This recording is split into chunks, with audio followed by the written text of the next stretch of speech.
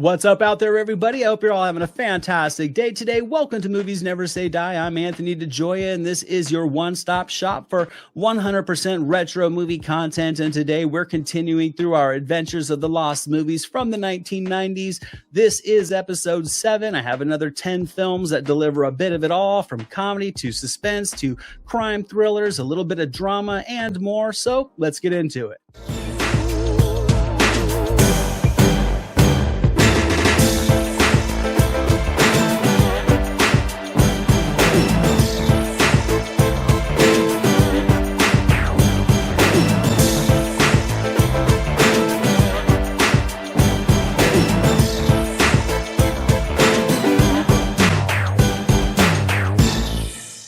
Kicking things off with comedy, this one follows three thieves that pull off a bank heist in New York City, only to find it impossible to get out of town in Quick Change from 1990, starring Geena Davis, Randy Quaid, and Bill Murray, who co-directed this one alongside Howard Franklin. This is a movie I have enjoyed since I was a teenager. I think it's hilarious, and I love the trio of Murray, Davis, and Quaid. I think each is able to bring their own comedic personality to this plot, and with the fast-moving pace, the result to me is just an effortlessly engaging film. The first half essentially plays out like a comical heist movie, then the second half is an even more amusing escape adventure on the streets of New York, and I think the pairing of these two themes is fantastic. There's a surprising amount of cleverness to the heist that makes it interesting. Then when this story hits the streets of New York, everything that can go wrong does go wrong, and this is when the humor really ramps up and when the chemistry between the cast really shines. I also like the supporting cast here. You get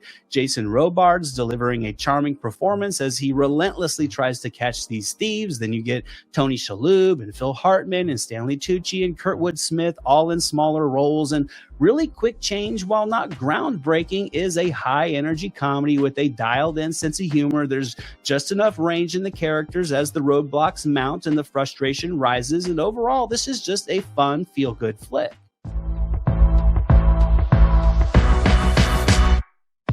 Next up is a gripping drama about a rebellious army private put into a work camp stockade where he discovers the value of friendship and crosses paths with a commander battling his own demons in Cadence from 1991, starring Charlie Sheen, Lawrence Fishburne, and Martin Sheen, who also directed.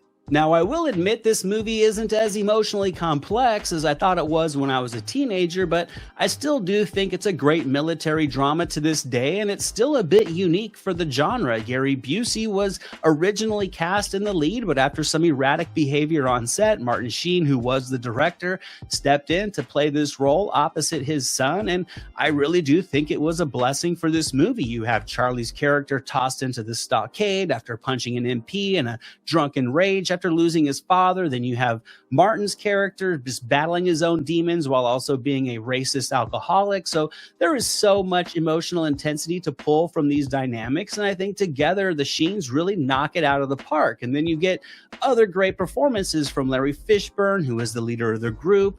Younger Sheen gets thrown into the stockade with, and he kind of has to fit in with everybody. And Cadence isn't melodramatic, it's simply dramatic. It explores the areas of the military genre that we haven't really seen very often. It delivers great music, well-rounded performance, and a skillful blending of drama and humor that turned what could easily have been a heavy-handed film to make it much more accessible.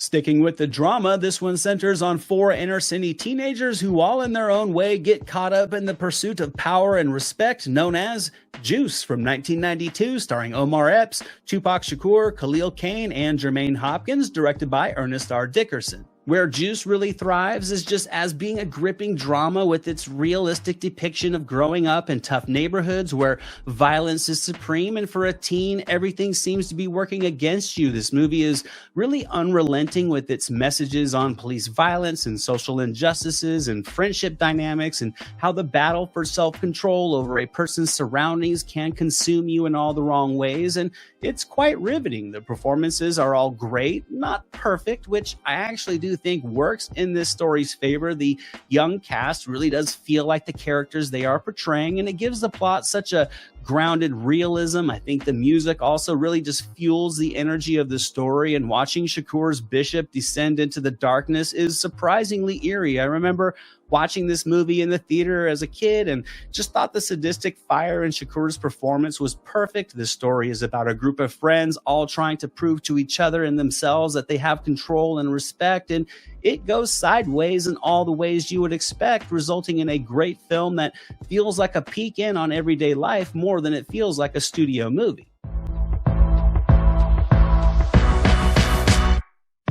We're stepping into the action genre for this next film about a former Special Forces soldier who returns to his high school only to find it overrun by violence and drug dealing in 1993's Only the Strong from director Sheldon Lettich, starring Mark Dacascos, Jeffrey Lewis, and Stacey Travis. Now, this action flick certainly follows many tropes in the genre, and it didn't fare too well at the box office or with critics. However, I've always enjoyed this movie. I think the tried and true plot and the elementary level emotional undercurrent that lines it works perfectly despite the predictability. I do think there's more than enough charm and appeal, specifically from the performance of Dacascos. It's kind of nostalgic to go back and look at his leading studio action flick as he kicks ass in the action department. There may be an over-reliance on slow motion, even for the time period, but fight choreography in this movie is surprisingly intricate. Only the Strong does have a lot of action working in its favor, and it's, to me, more than able to compensate for some of the recycled story themes and the cheesy drama. I think sitting down for Only the Strong today is like taking a ride back into the days when 80s action was fusing with all the new styles of the 90s, and it's quite enjoyable. I think Dacascos is a bit on the nose with his performance, and this movie may feel clunky at times. However, Only the Strong is a product of its time that kind of plays better now on nostalgia than it did back when it was released. Sticking with the action genre, this one blends sci-fi with it when a soldier convicted of murder is sent to a remote prison island where convicts are divided into factions. And Martin Campbell's No Escape from 1994, starring Ray Liotta, Lance Henriksen, Stuart Wilson, and Ernie Hudson. This is a movie that has always been near and dear to me. It kind of feels like a 80s action movie blended with Lord of the Flies, blended with 90s sci-fi, and it just all gels into a fast-moving, action-packed film that can still entertain on a rewatch. I really do think it's awesome to see Ray Liotta as the leading man. He's always been brilliant as the bad guy, but here he really carries that action star persona on his shoulders with ease.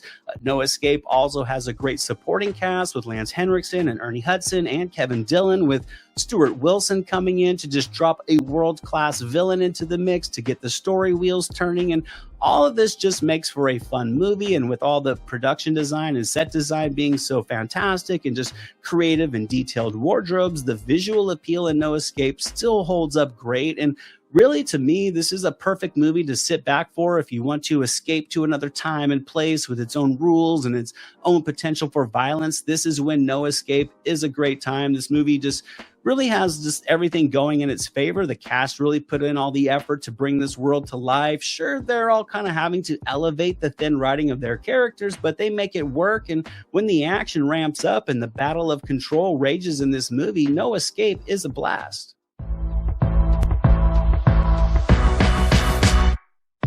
This true crime drama came out in 1995. It tells the story of a young high school basketball prospect that finds his dreams threatened when he spirals into the dark world of heavy drug use in Basketball Diaries, directed by Scott Calvert, starring Leonardo DiCaprio, Lorraine Bracco, and Mark Wahlberg.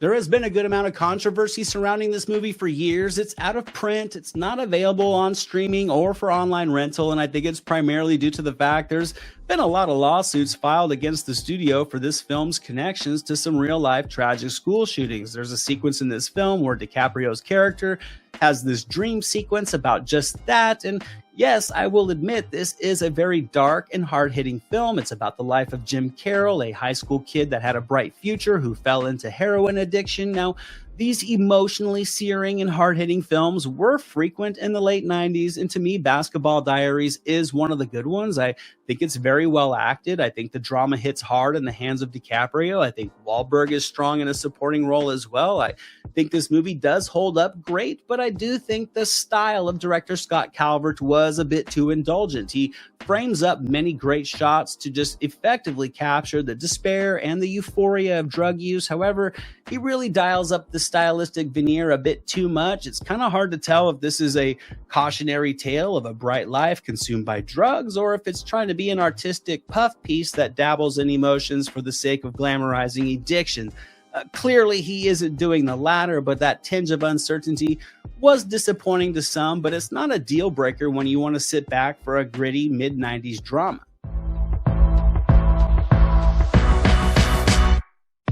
Next up is a supernatural horror comedy about a guy who discovers he can communicate with the dead after his wife dies in a car accident in The Frighteners from 1996, directed by Peter Jackson, starring Michael J. Fox, Trini Alvarado, Shai McBride, Dee Wallace, John Astin, and more.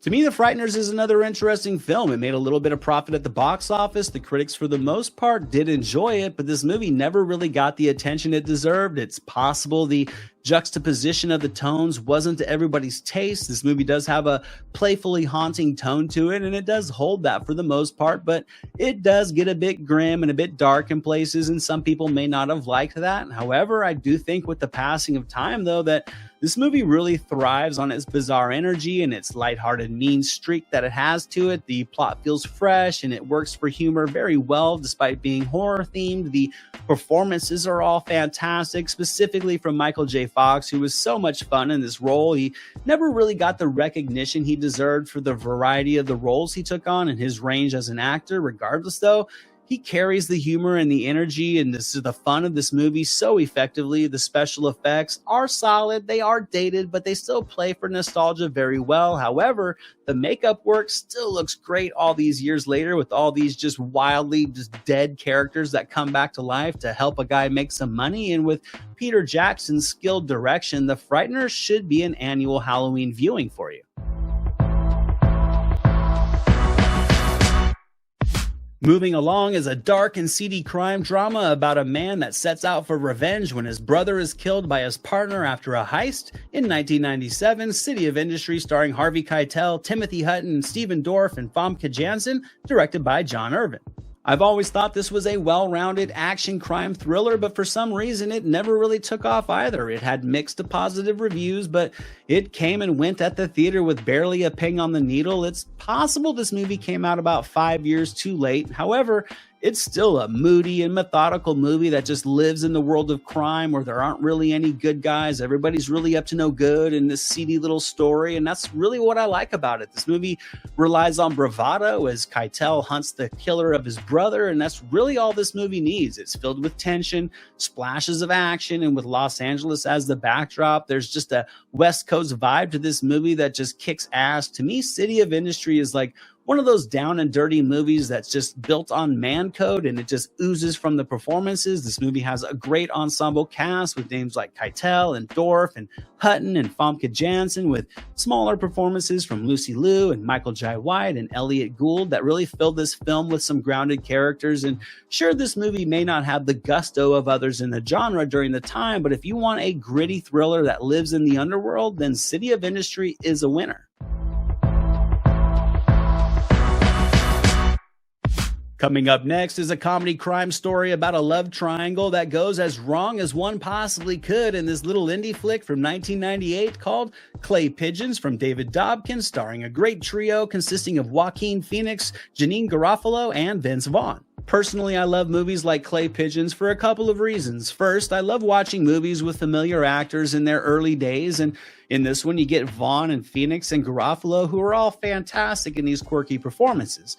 Second, I love watching these movies that feel like they're living in a grounded and just common reality, but when you start to pay attention, everybody and everything seems just slightly off. I think this is what really allows the dark humor of Clay Pigeons to shine. Everything in this movie just feels embellished, but not overly exaggerated, and it's a great time. The story keeps a quick pace with just enough subplotting and a nice tight cast of characters that all add their own flavor to the amusement of this twisted tale. I think Vaughn is just high energy and riding at full speed. He's a total schmuck, and I love it. Phoenix is well-rounded and charismatic, and Garofalo and her dry persona just complements them well. Clay Pigeons is one of those movies you never really know where it will go next, and I think that unpredictability is awesome. This movie didn't have a huge budget. It relied on the story and the characters and the atmosphere, and it results in a movie that can easily entertain you more than 20 years after its release.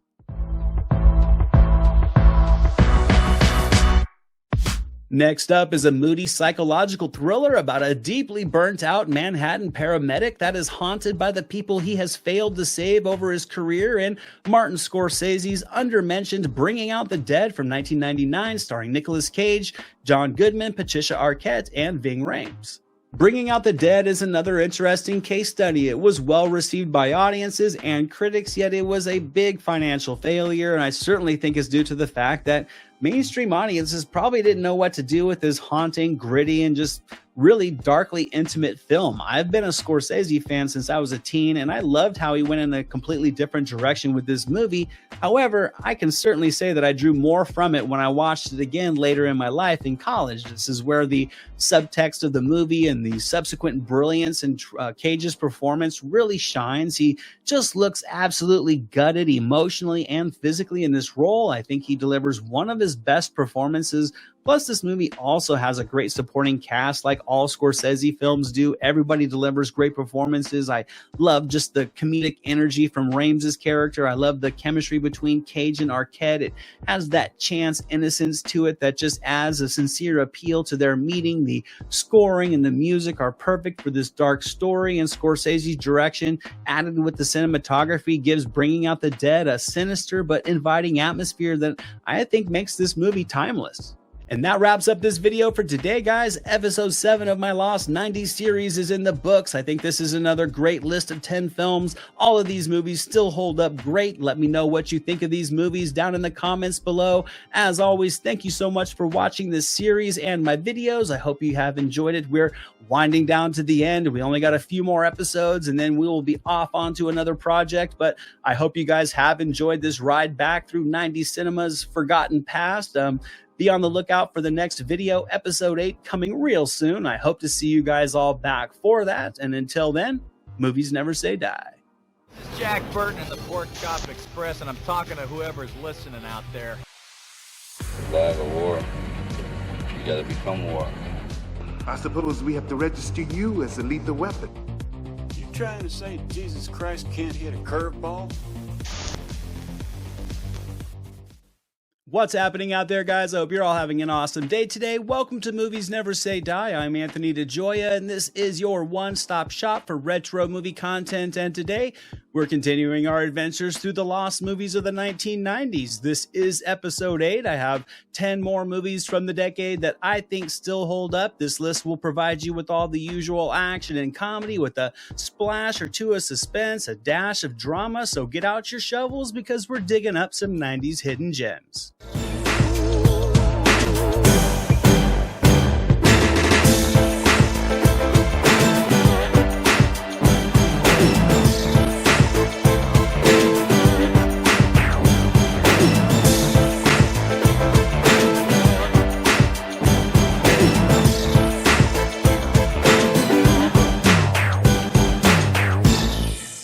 This comedy is about a private detective. To his clients, he's the world's best rock and roll detective, and to everybody else, he's just a dick. That man is Andrew Dice Clay, and the movie is The Adventures of Ford Fairlane from 1990, directed by Rennie Harlan, also starring Lauren Holly, Priscilla Presley, Ed O'Neill, Robert Englund, David Patrick Kelly, and a bunch of other familiar faces. Now, this is definitely a movie that will not be to everybody's taste. If you are not a fan of Andrew Dice Clay's brutish delivery of humor, then you may not enjoy this movie. If you like your comedy with an intelligent wittiness, then you may want to pass on this one as well. However, if you like dumb, silly, and blunt humor, then The Adventures of Ford Fairlane will provide you with just a barrage of absurdity and nostalgia to those movies that were built around a hot commodity at the time. Stand-up comedians traditionally get a leading role role in a dumb comedy at some point during their peak, and this one is no different. Not everything in this movie works, but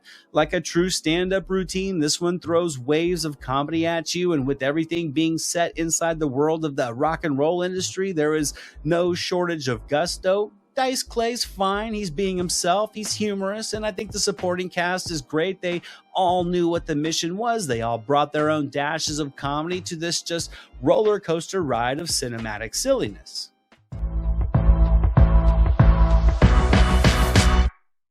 This next teenage Die Hard knockoff is a movie I've talked about many times on this channel. Terrorists have taken over the Regis Academy and they are about to learn a lesson they won't forget in a movie some of you may know as Boy Soldiers, but it will always be Toy Soldiers to me, from 1991, starring Sean Astin, Will Wheaton, Keith Coogan, and Andrew Divoff, as well as Louis Gossett Jr.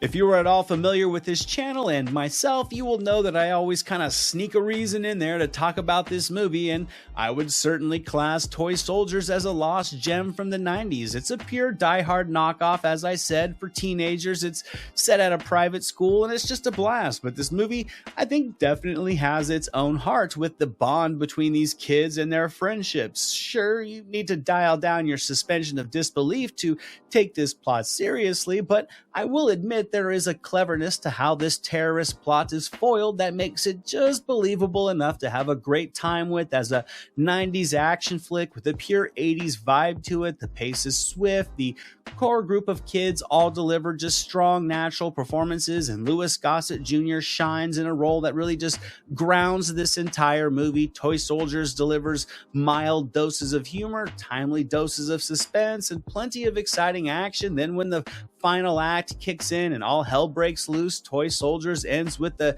nostalgic, sentimental ending that just defined this era of the teenage action flick.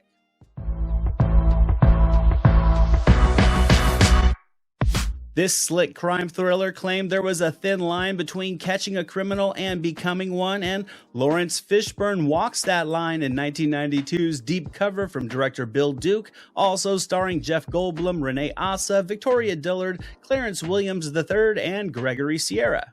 This is another movie I frequently talk about on this channel. I do think Deep Cover is a bit forgotten in the genre of crime dramas. It's not mentioned as much as it should be. This movie is just soaked with style and edginess. The soundtrack is awesome. It just serves as the pulse of the entire film, and the performances from Fishburne and Goldblum are fantastic. Fishburne delivers just a layered performance as a man with his own demons that just gets way too deep into the drug game, to the point he's connecting more with being a criminal than he is being a cop. Then you get Goldblum, who's impressive as this very uptight businessman that's just pushed to the edge, who actually finds his control when he steps into the unhinged. I love these two characters. I love these performances together. I think the supporting cast is fantastic as well. And to me, Deep Cover is just one of those movies that feels lived in. It's a bit seductive with its exploration of the criminal underworld, and when the violence hits, it really does mean something. It has ramification, and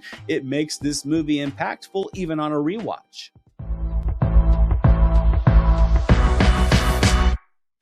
Sticking with that theme of organized crime, this next dramatic thriller centers on a high-profile drug dealer that wants to get out of the game and knows he's going to have to play dirty if he wants to come out clean. In 1993's Carlito's Way, starring Al Pacino, Sean Penn, Penelope Ann Miller, John Leguizamo, and a bunch of other familiar faces as well, to round out a great ensemble cast with Brian Palma directing. To me, Carlito's Way is an interesting case study. It doesn't necessarily do anything new in the genre, yet it shows, when all the tropes are done with skillful precision, that the results can be a timeless classic, which I certainly think Carlito's Way is. You first and foremost get the searing performance from Al Pacino that just breathes life, emotion, empathy, and just tons of heart into this gangster. The plot is perfectly structured with just enough subplotting and focal character arcs. No threads are left open. It really gives this movie just an attention-consuming flow. You can feel something is foreboding in the future when watching this movie, and it just keeps you on edge as the events evolve and the characters begin to reveal themselves. Carlito's Way to me is just really a well-made movie across the board, from De Palma's intimate direction to the plotting and the story organization, the pacing. It all just works to lure you in. Then you get a star-studded supporting cast around Pacino that just makes this movie so well acted, and while really not mentioned as much as other movies like Goodfellas, Carlito's Way is a solid go-to in the mob genre.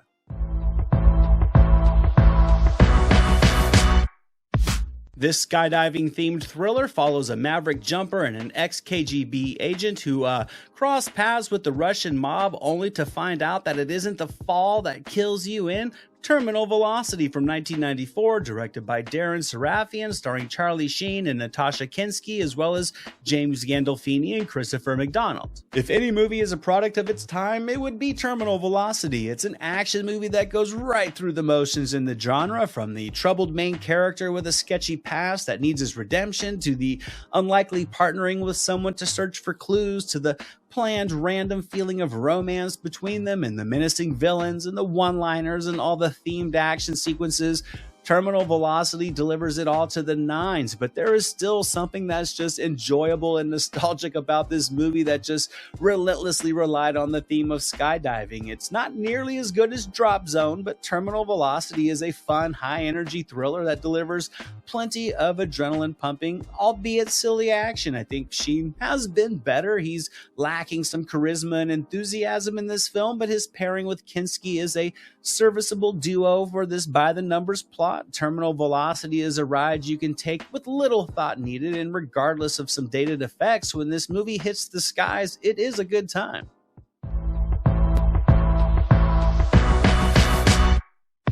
Next up is a futuristic cyber thriller that now technically takes place in the past, when a cop turned street hustler uncovers a conspiracy in 1999 Los Angeles in Catherine Bigelow's Strange Days, starring Ralph Fiennes, Angela Bassett, Juliette Lewis, and Tom Sizemore.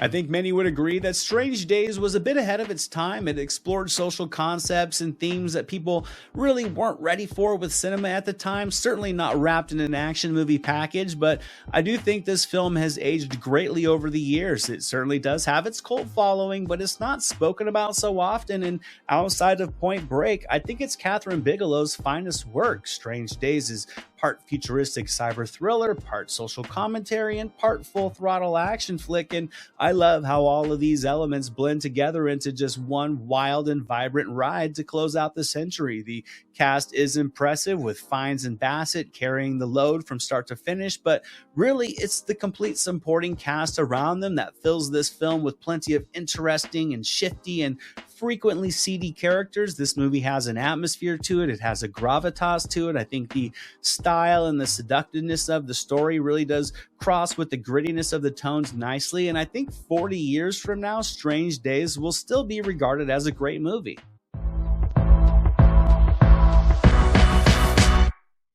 This dark comedy follows a couple of law-breaking brothers who find themselves competing for the same woman, to comical results in 1996's Feeling Minnesota, starring Keanu Reeves, Cameron Diaz, Vincent D'Onofrio, and Dan Aykroyd, directed by Steve Bagelman. Feeling Minnesota is another of those movies that tries to deliver a bit of it all, and I've always had a soft spot for it. At the core, this movie is a romantic comedy, and even a sweet one in glimpses. However, it kind of feels more like a romantic comedy that someone like Tarantino or David Lynch would make. It just has this sadistic sense of humor that just is slightly reminiscent of a film like Very Bad Things, but just much more restrained, and that's where some may not like this tone. I find it to be a great backdrop for a dark comedy filled with just charming but deeply flawed characters that kind of bumble through love like a bunch of dancing monkeys for your amusement. The grungy atmosphere and these surprisingly common character types just make the exaggeration of all these mishaps and emotional hurdles just pure mindless fun, in my opinion, all of which just hits the heartstrings without ever feeling sappy. And I think Reeves and Diaz and D'Onofrio are great here, and they make this movie the humorous comedy that I think it is. Coming up next is a high-energy comedy about an advertising agent and a petty thief that form an unlikely alliance in 1997's Nothing to Lose, written and directed by Steve Odenkirk, starring Martin Lawrence, Tim Robbins, John C. McGinley, and Giancarlo Esposito. I've always loved this movie. It's certainly more than ridiculous, and the central premise being a simple misunderstanding is just delightfully absurd. This results in a high-energy comedy that just checks all the boxes you want. It has a great duo in Lawrence and Robbins. Robbins is just dejected and feeling his life is lost. Lawrence is full-throttle, hyperactive, and together they just deliver waves of comical banter and physical comedy. Nothing to Lose is just a pure comedy film while also being a pure adventure of silliness, and it all just gels together perfectly, from their antics out on the road to their scheme to rob Robbins' boss, with amazing performances from McGinley and Esposito as a couple of nomadic criminals. This movie just has non-stop energy and laughs. I've watched this one countless times. It's always a film that can put me in a good mood, and it delivers a great soundtrack that just locks it in time. And Nothing to Lose is a movie they don't make much anymore, but it's one that can always put a smile on your face.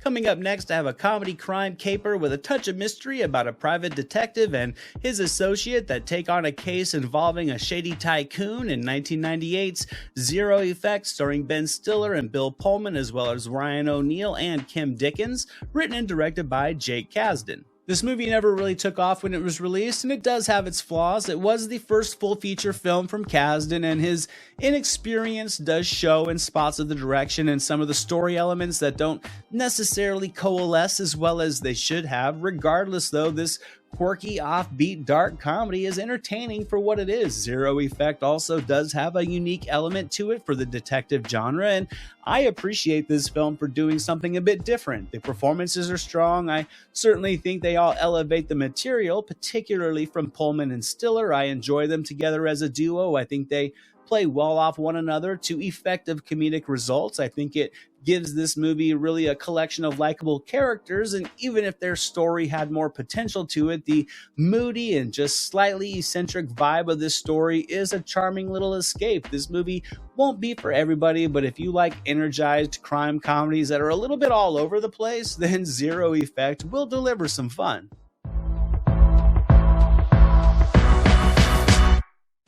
This next drama asked, what was your dream and how far would you go and who would you trust when two teenage girls on vacation in Thailand are arrested and sentenced to more than 30 years in prison in 1999's Broke Down Palace, starring Claire Danes, Kate Beckinsale, Bill Pullman, and Jacqueline Kim.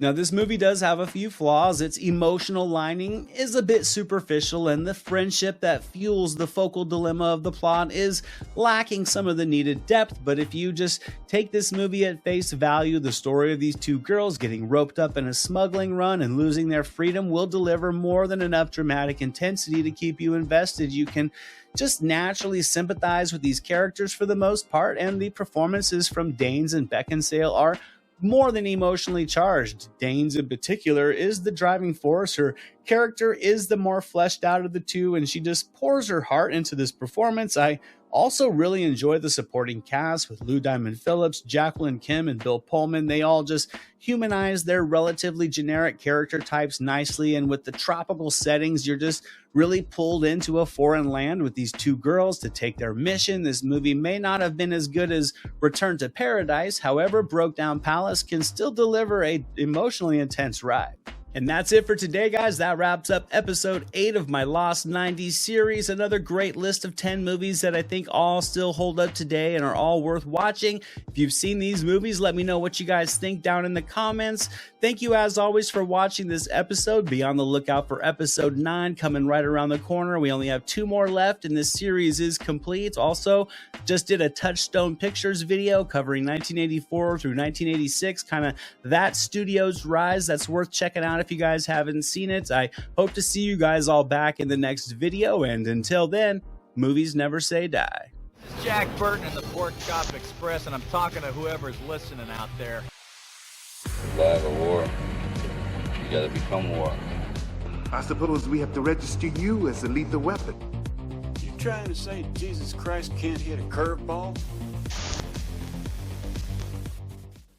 What's up out there, everybody? I hope you're all having a fantastic day today. Thank you, as always, for stopping by the channel. If you are new here, welcome to Movies Never Say Die. I'm Anthony DeJoya, and this is your one-stop shop for retro movie content. Today, we're continuing our adventures through the many lost movies of the 1990s. This is episode 9. I have 10 more movies from the decade, and I will say this episode has some of my favorites. It will have a heavy comedic influence, but plenty of gripping drama and suspense as well. So let's get into this list to bring back some 90s flicks that time forgot.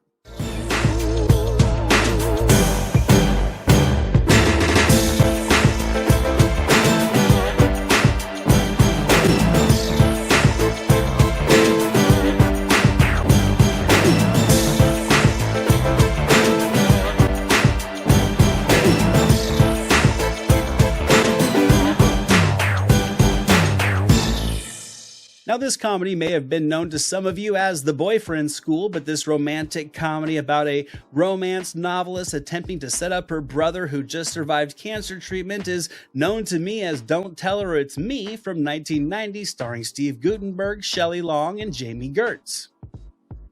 Now, to me, this is just one of those lovable old-school romantic comedies that thrives on a simple premise and the appealing chemistry between its leads. Guttenberg is charming, charismatic, and likable, and rivaling him with her own appeal is the always lovable Jamie Gertz. Then you get Shelley Long, who to me really is the bright spot of this movie and the driving force of the comedic tone overall, as she tries to find love for her brother relentlessly by rebranding him as this tough guy that really just looks like he's dressed up to be an extra for a Def Leppard video. And overall, this movie is just simple amusement. It more than works as a feel-good romantic comedy. It's humorous, it delivers waves of nostalgia and energetic performances. Don't Tell Her It's Me does check through the boxes in the genre cliche checklist, but I don't think it hinders this little forgotten comedy from putting a smile on your face. Gertz and Guttenberg are an appealing duo. Guttenberg and Long deliver the banter of siblings, and this movie just gels together in all the ways you would want from a very quick and easy night with an old school comedy.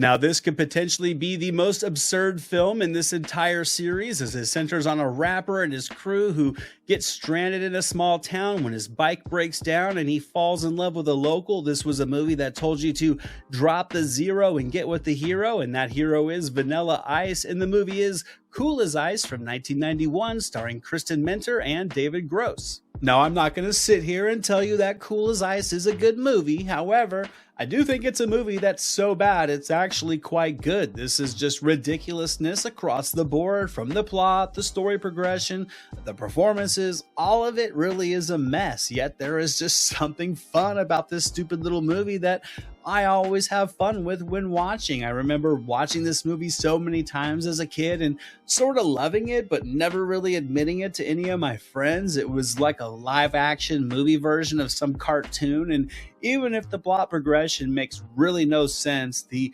over-the-top cheesiness in Cool as Ice is something that you can just laugh at and have a good time with. It's also just time-locked with waves of sanitized, high-energy 90s dance music, and Vanilla Ice, as silly and absurd as he is here, is just an acting sight to behold. The best thing about Cool as Ice is its quick runtime. It's also able to slip in some intentionally humorous lines here and there to blend with all the unintentional laughs, and Cool as Ice to me will always be a nostalgic timestamp to the gimmick films of the 90s.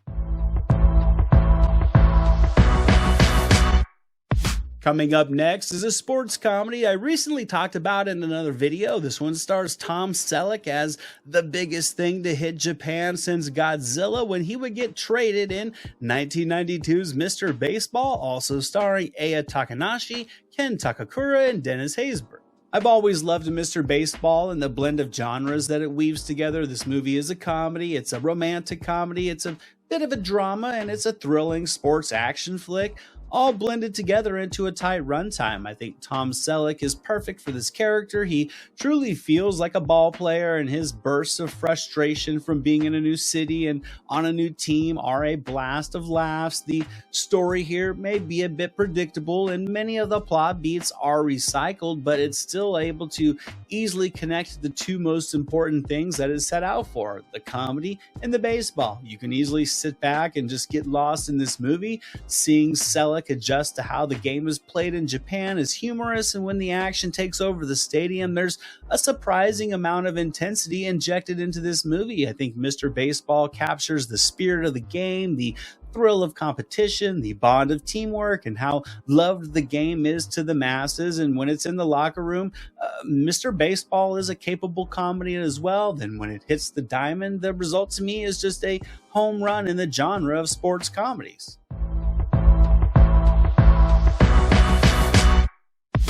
Based on true events, this movie tells the story of an Arizona logger who was abducted by aliens and the hardships his friend endure when they are charged with his murder in 1993's Fire in the Sky, starring D.B. Sweeney, Robert Patrick, Craig Sheffer, Peter Berg, and Henry Thomas. I'll admit, when I was a teenager, I did enjoy the unnerving suspense this movie delivers during its abduction sequences. Those sequences are extremely well made, but honestly, I found the rest of the film to be a bit boring. And later in my adult years, rewatching this movie, I was surprisingly much more captivated by the story that it explores. Fire in the Sky follows a group of friends. They're just normal working guys going about their day, and then they encounter a UFO, and their lives are changed forever, and it's still a gripping situation to see evolve. One of them is abducted, the others are believed to be accomplices to some sort of foul play, and with the small town vibe of the setting, you can easily get sucked up into the emotional intensity that's just gripping over this community. And then when Fire in the Sky hits the gas and we see this man being worked over by aliens, the result is something that creeped me out as a kid, and these scenes still kind of creep me out as an adult. The pacing still does have its ebbs and flows, but it's extremely well acted and just delightfully unsettling right when it needs to be.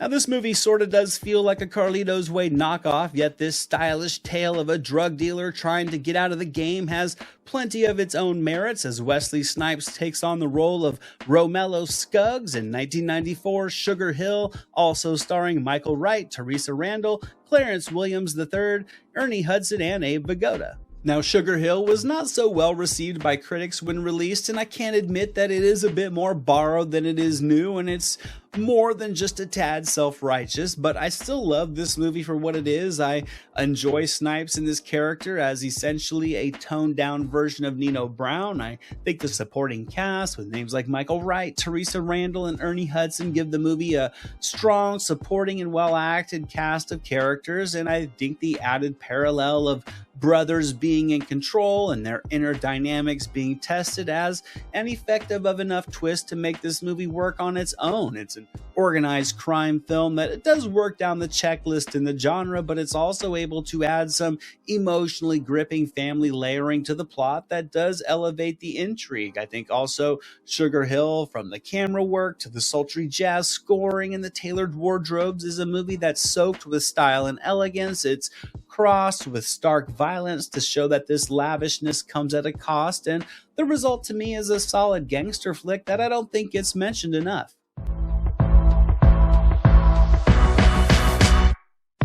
Probably one of the more underrated movies on this list, the story centers on a young Hollywood assistant who turns the tables on his ruthless producer boss in Swimming with Sharks from 1995, starring Frank Whaley, Kevin Spacey, Michelle Forbes, and Benicio del Toro.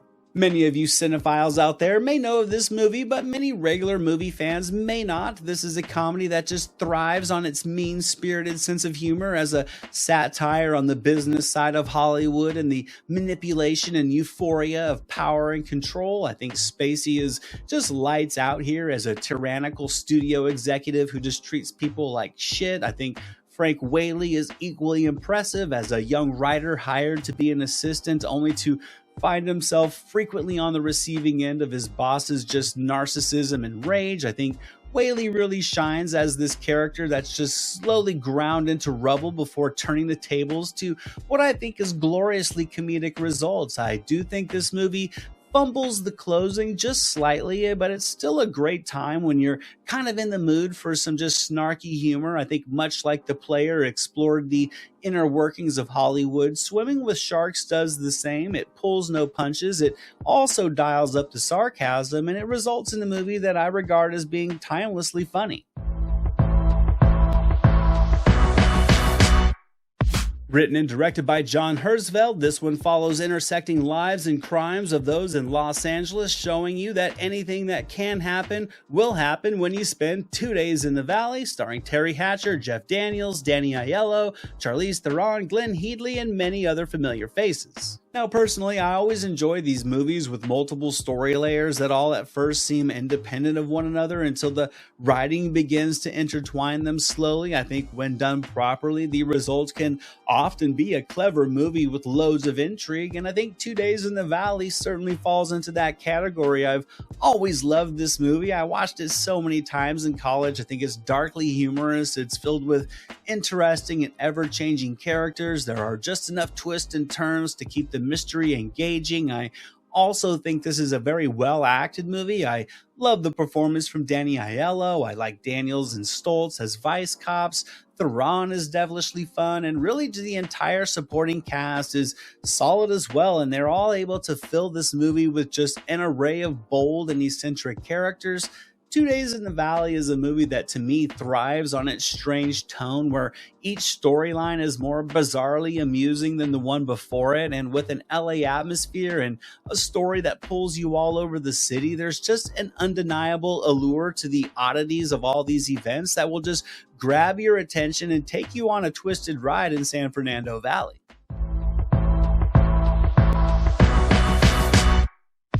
The seedy plot at the core of this mystery movie centers on a man heading out to Vegas to pay off some gambling debts to the mob, but finds that anything that can go wrong will go wrong when he stops in a small Arizona town in 1997's U-Turn, starring Sean Penn, Jennifer Lopez, Nick Nolte, and directed by Oliver Stone. This is another of those seedy little movies where at initial glimpses all seems normal, but not long into the story you see everything couldn't be furthest from normal. If you like bizarre little movies where everything that can go wrong will go wrong, where the main character is just trying to advance but is in a seeming quicksand of hurdles, then U-Turn is a great ride. I think Stone's direction also just elevates this movie with style and visual flair. He brings an atmosphere and just a foreboding edginess to it. It's also filled with great performances. I think Penn is strong in the lead, with Jennifer Lopez and Nick Nolte and Powers Booth and Claire Danes and Joaquin Phoenix just delivering an array of shifty little characters you can't be too certain of. Billy Bob Thornton is fantastic as well and unrecognizable as this greasy mechanic, and really, U-Turn kind of plays like a fever dream where no matter how hard you try, you can't seem to move forward. And for Penn's character being stuck in this ominous little town, the result is just pleasantly unnerving cinema, complete with mystery, unpredictability, and loads of dark humor.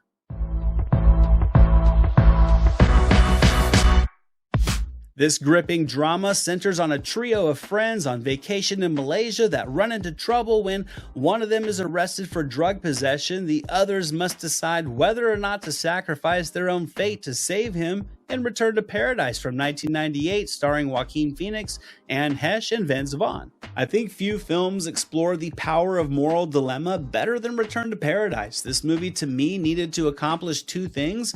One, the writing needed to properly frame both the situation at hand, that being the forfeiture of freedom to help a friend facing crimes that you were also a part of in another country. In addition, it needed to seed the threads of the central friendships to make it all mean something. The second thing that it needed to do was deliver a collection of strong performances to keep the mellow out of the drama, and Return to Paradise knocks it out of the park on both pitches. The performances are fantastic. These characters are just real, flawed humans. They are self-preserving. They're a bit egotistical. Vaughn, Heche, and Phoenix and Conrad all just kill it with their performances. This is a movie that will I think kind of have you pondering what you would do in their situations, and it's surprisingly thought-provoking. Something else that works in this movie's favor is the story progression. I really like the timeline of events, how they're chopped up and strung together to seed information as needed with a nice smooth flow. And to me, this is the perfect movie for a night on the couch that will grab you by the heartstrings and just have your mind swirling for a couple of hours. Coming up next is a military thriller about an undercover detective that investigates the murder of a young woman on a U.S. Army base in 1999's The General's Daughter, directed by Simon West, starring John Travolta, Madeline Stowe, Timothy Hutton, and a bunch of other familiars as well.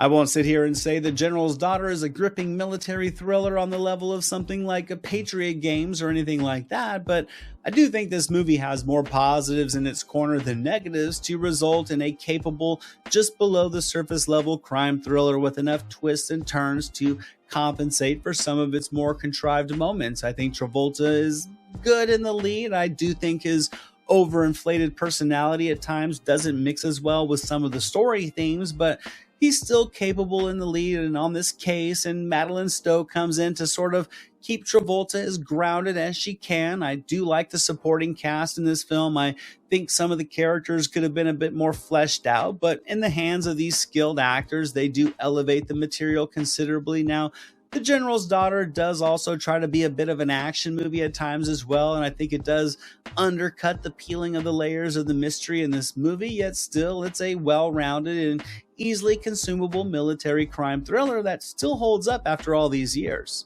And that's it for today, guys. Episode 9 of my Lost 90s series is complete.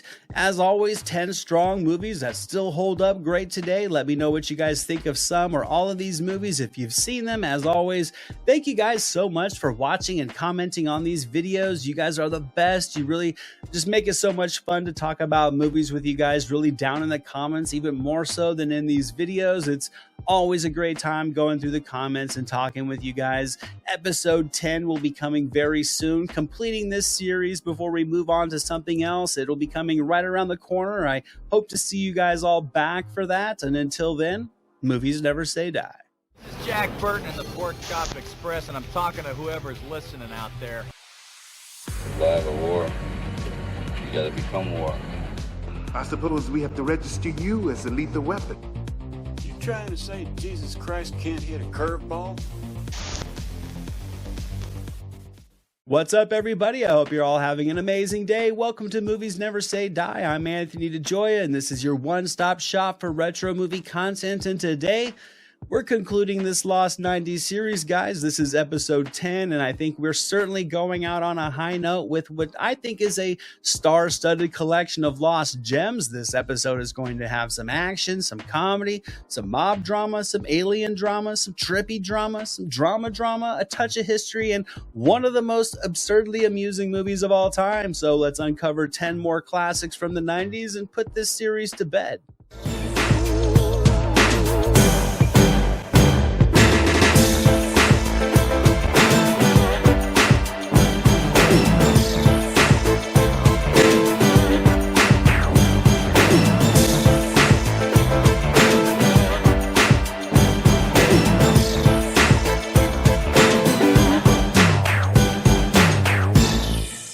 Kicking this episode off is a textbook action thriller about a young cop paired with an old detective to catch some bad guys in 1990's The Rookie, written by and starring Clint Eastwood, as well as Charlie Sheen, Sonia Braga, and Raul Julia.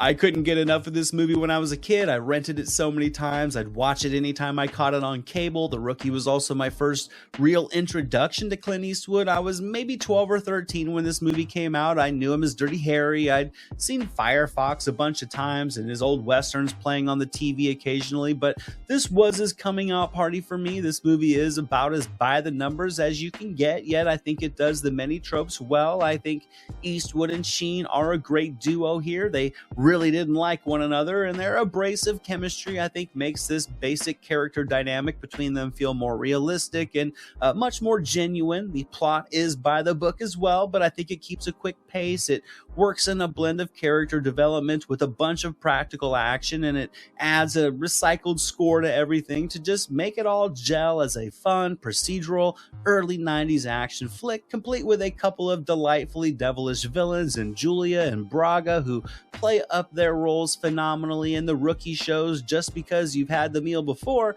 doesn't mean it still doesn't taste good.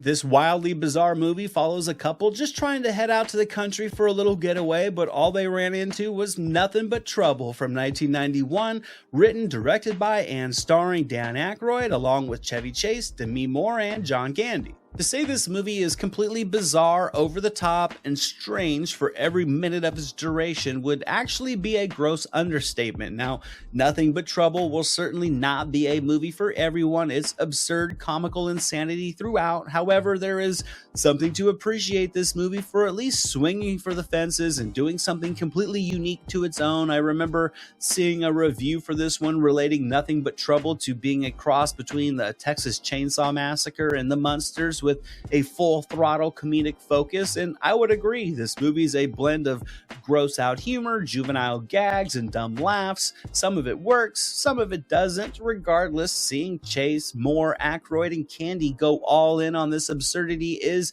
entertaining for those who enjoy wildly eccentric comedies. The production design and the makeup design are also just so over the top, but at the same time sort of amazing to look at. There is so much going on in this movie, and it's like a sugar rush of stupid comedy, and it's pretty awesome.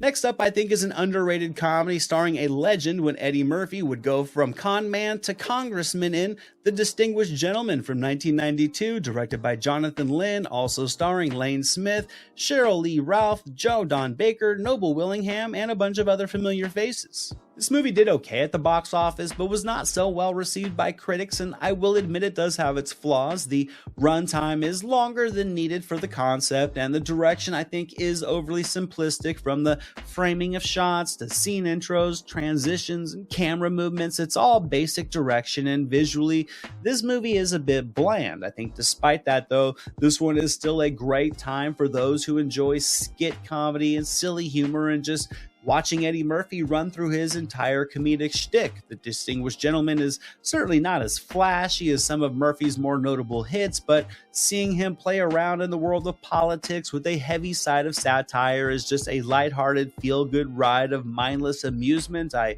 think the supporting cast is strong as well, from Murphy's sidekicks to the various political figures that he clashes with on his ultimate con. I think everybody works. They just fill this movie with a bunch of silly, likable, and comically unlikable characters, and with Murphy in the lead, The Distinguished Gentleman, I think, is a great pick for a night at home with an effective early 90s comedy.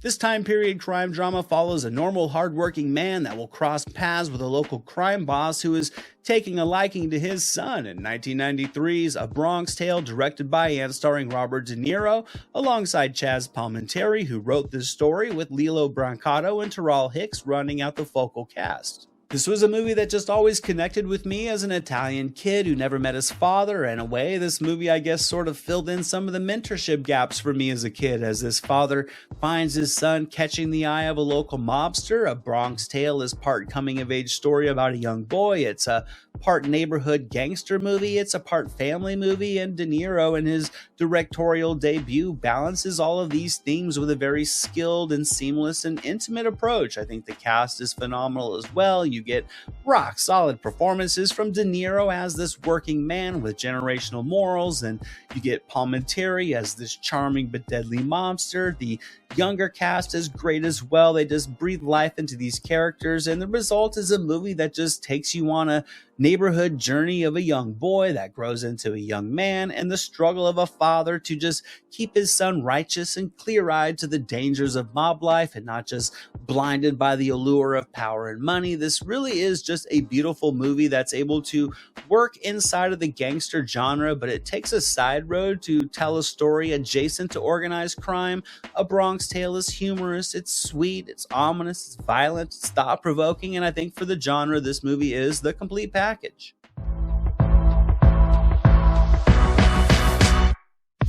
This adult holiday comedy follows a cat burglar who escapes his crime but is unable to escape the small town he's in when he hides out with an ultra dysfunctional family in 1994's The Ref, starring Dennis Leary, Kevin Spacey, Judy Davis, and Raymond J. Barry. I've always enjoyed this one. Every year when Christmas time comes around, I pop in this silly little movie that just takes all the cliches of the holiday and of holiday movies and turns them all upside down with just waves of irreverent, clever humor led by Leary, who I think is just riding at full speed from start to finish. The Ref goes from being a farce comedy about a burglar who gets stuck in a small town that he just pulled off a heist into being a surprisingly just emotionally depressing drama about a couple who have fallen out of love, and somehow it all just blends into a wildly amusing Christmas Eve with a dash of emotion. Leary, I think, is perfect for this role, and just seeing him deal with this bickering couple is nonstop laughs. Then you get Spacey and Davis delivering this broken couple to a T. These two really do feel like lovers of one another that have turned to haters of one another with a passion. This all collides with Leary bumbling his way through this seemingly endless night, and the result to me is a movie that's perfect for the holidays after the kids go to sleep.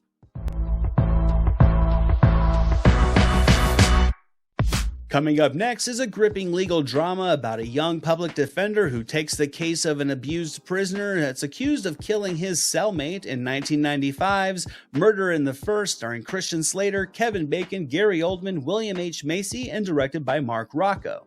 I did have some reservations about putting Murder in the First on this list. It is a film with very notable flaws. It's a movie based on a real-life story about a man in prison, but it has been known that this script took many liberties in massaging the facts for the sake of just dramatic storytelling. Now, this of course is done in every film based on true events, but if you read the facts of the story that Murder in the First is based on, then you will see right away it's lacking a lot of accuracy. Now, as a pure film telling a story and thinking of these people as characters and not as real people, I think does allow the drama of this movie, particularly the performance delivered by Kevin Bacon, to shine through. I think this is really one of Bacon's best pure acting performances, and he alone is worth watching this film once just to see him pour his soul into this part. I think Gary Oldman is also great here, and Slater, while possibly adding a little bit too much sauce on his performance, is strong as well. You can just kind of tell he's acting for an award in this one, but he and Bacon are a good duo, and this is a well-acted drama that can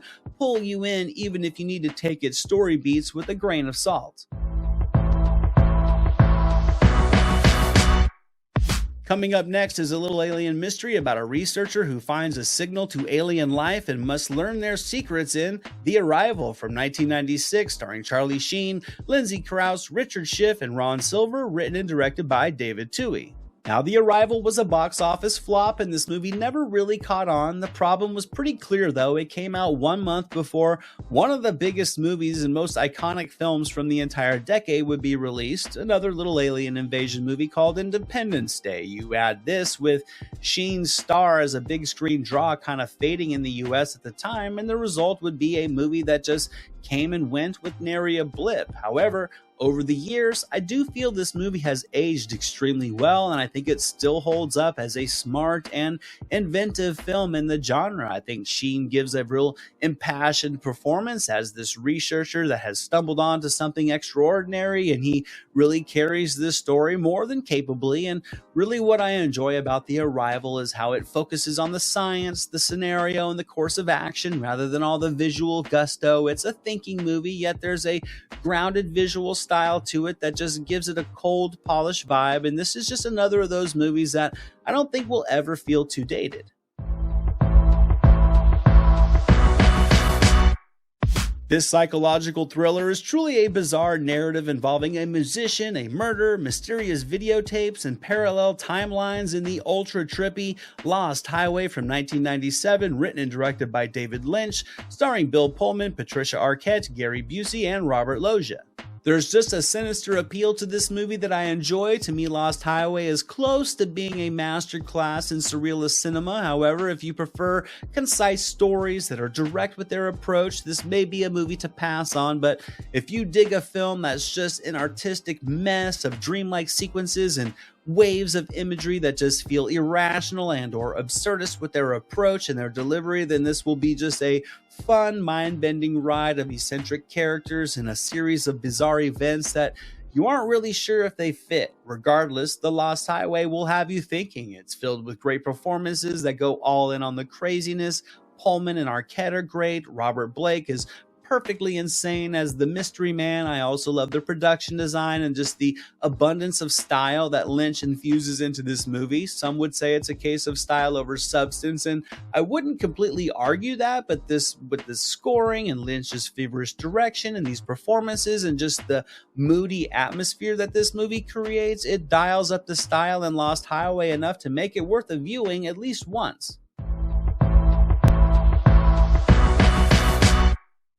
Sticking with a bit of that noir vibe, this movie is about a man who begins to have memories of the past that he doesn't remember. In 1998's Dark City, directed by Alex Proyas, starring Rufus Sewell, Kiefer Sutherland, Jennifer Connelly, and William Hurt. Probably one of the better films in this entire series. Dark City, I think, is a feast for the senses. Visually, it's a buffet of cold and bleak and ominous and just alluring visuals as this story takes you into another world with many similarities to our own. Story-wise, this movie is just interesting from beginning to end as it explores these unique characters in this sleek, dark city. The movie is part drama, it's part sci-fi adventure, part noir thriller, and it's just a trippy blast of a ride. I always love sitting down for Dark City. Every time I watch it, I escape into the world and find this just ever-evolving story consuming me regardless of whether or not I've already seen the movie. I think the performances in this one are strong as well, with like Rufus Sewell and William Hurt and Jennifer Connelly and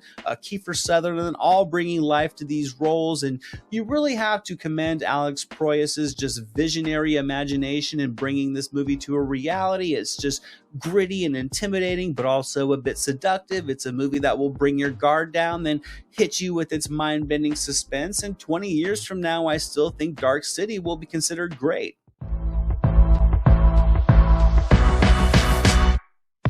This next biopic explores the life of Reuben Hurricane Carter, a boxer wrongfully imprisoned for murder, and those who fought with him to prove his innocence in 1999's The Hurricane, starring Denzel Washington, Liev Schreiber, Deborah Kara Unger, and Clancy Brown. Now, this is a movie that does come a little slow out of the gate, and there are times when you can feel that it's maneuvering itself in the biopic formula rather than just taking some chances. Regardless, The Hurricane to me is a fantastic film that I think rides almost solely on the emotional intensity of Washington's performance. I think this is one of his best outings. I think he should have taken home the Oscar for his performance here. He's able to capture the full spectrum of emotion, from anger to pride to sadness, conviction, and helplessness, you name it. Washington delivers it over the course of this intriguing story. The Hurricane is a movie that explores a man's life while also exploring the injustices at the core of the plot, and I feel the balance between these elements was smooth and continually engaging and frequently thought-provoking, often enraging, yet inspirational at the center. And after this film ends, you'll certainly feel emotionally fatigued because the investment you'll have in seeing how a man fought everybody to try to get his life back. And that's it for this video, guys, and for this series. I hope you guys have all enjoyed this ride back through the 90s. As always, let me know what you guys think of these movies, if you've seen some or all of them. As always, thank you so much for watching and commenting on these videos. Be on the lookout for my next retro video coming really soon. It's not going to be long. I hope to see you guys all back for that. And until then, movies never say die. This is Jack Burton in the Pork Chop Express, and I'm talking to whoever's listening out there. Flag of war. You gotta become war. I suppose we have to register you as a lethal weapon. You trying to say Jesus Christ can't hit a curveball?